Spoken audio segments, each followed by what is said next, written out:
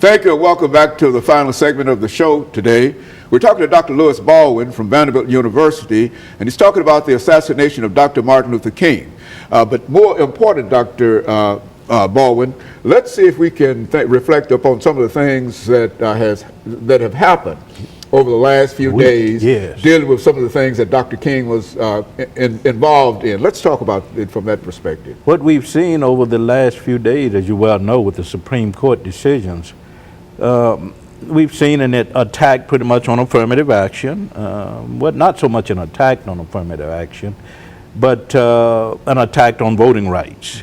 The decision on affirmative action, I think, did not destroy the affirmative action policies, which Dr. King was very much in favor of. Many conservatives, I mentioned before the last segment, at the end of the last segment, that Dr. King always felt that affirmative action should be in place, not simply for black people, but for all poor people.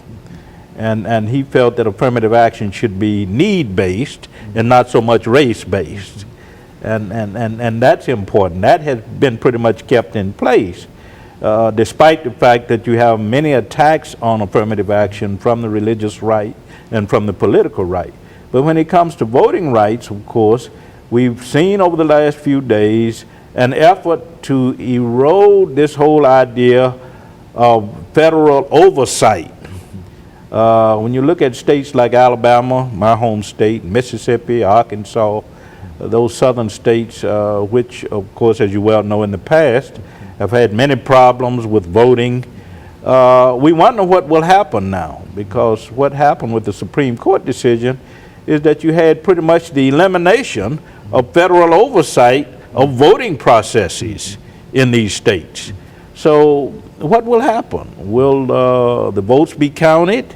Will blacks be intimidated at the polls? We have these kinds of questions now, and it all, I think, amounts to a kind of backing away from Dr. King's legacy, because as you well know, Dr. King was all about voting rights, not only voting rights, but the right of people to hold public office. And we know that in 1965, the march from Selma to Montgomery was all about achieving not only voting rights, but the right of political participation. And we've seen over the last few years efforts to intimidate voters, voter suppression. We saw that in the last presidential election. And we wonder what will happen now that federal oversight of the voting processes in this country have been sort of eroded with the recent Supreme Court decision. And so in a real sense, I think the challenge is really to almost rewrite, in a real sense, the whole history of voting in this country, because you just can't sit back and not do anything. Exactly. And I think the pattern has already been laid out as to how you accomplish voting rights in this country. Do you think that it now requires us to do the same thing and getting back into the streets, the same kind of activity? I hope not, but it may require a kind of reoccurrence of what was happening in the 1960s. And of course, leaders like Al Sharpton have already said that perhaps we will have to take to the streets again to make sure that voting rights are secured. But I hope it doesn't, but it may very well require some of the same kind of activism that occurred in the 1960s.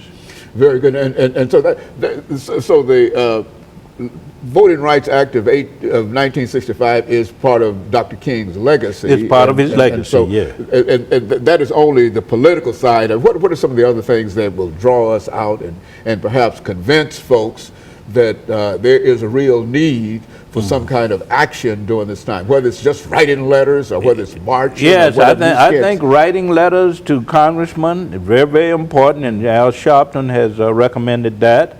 I think we also have to look at the possibilities of nonviolent direct action in the form of marches and demonstrations. I think that's still relevant to our times.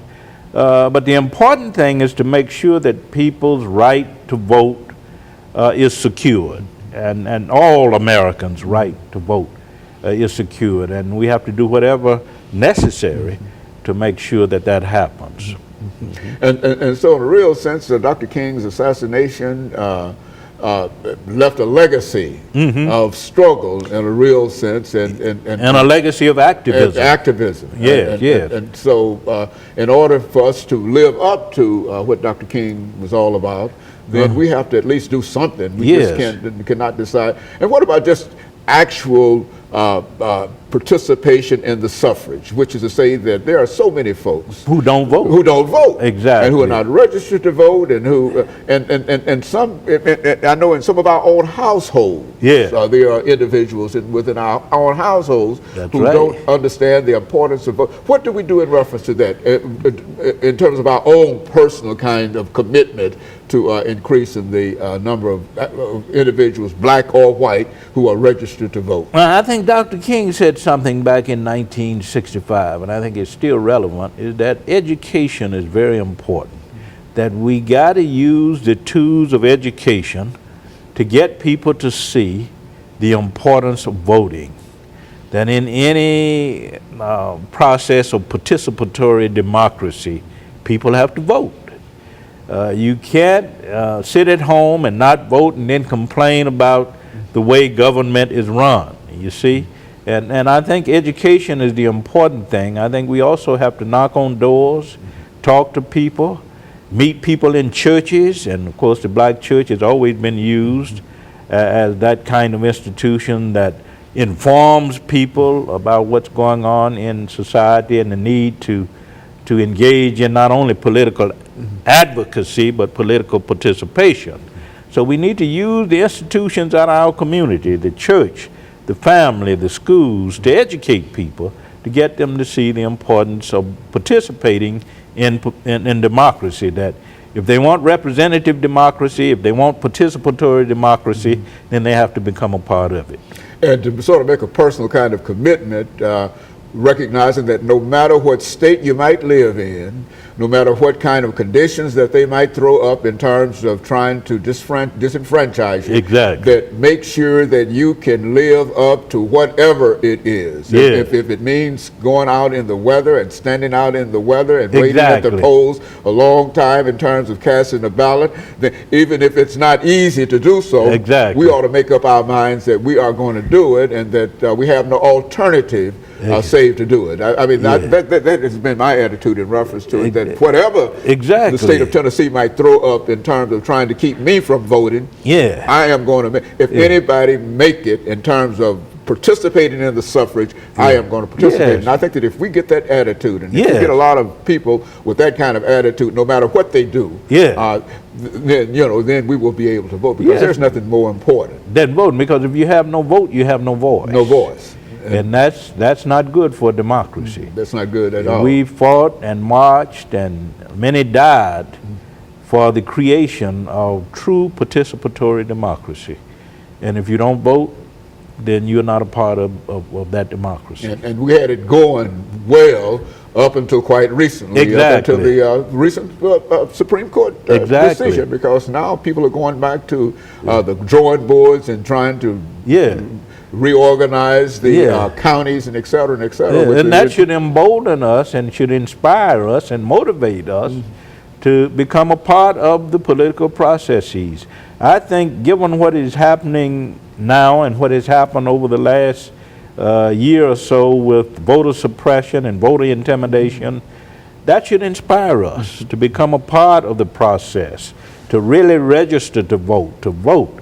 That should inspire us. And so hopefully what you've said here today in reference to the assassination of Dr. King and the legacy of Dr. King, and I think that if people can sort of buy into the things that we're talking about now, we'll be all right in reference to, and Africans still have to recognize that they're not fighting this war, this battle by themselves. We didn't fight the Civil Rights War by themselves. That there are a large number of sympathetic folks who are interested in the participation of everybody in the suffrage. And let me thank you, Dr. Baldwin, for bringing by that excellent information. And let me encourage our audience to tune in again next week for another informative edition of Comments. Thank you and good morning.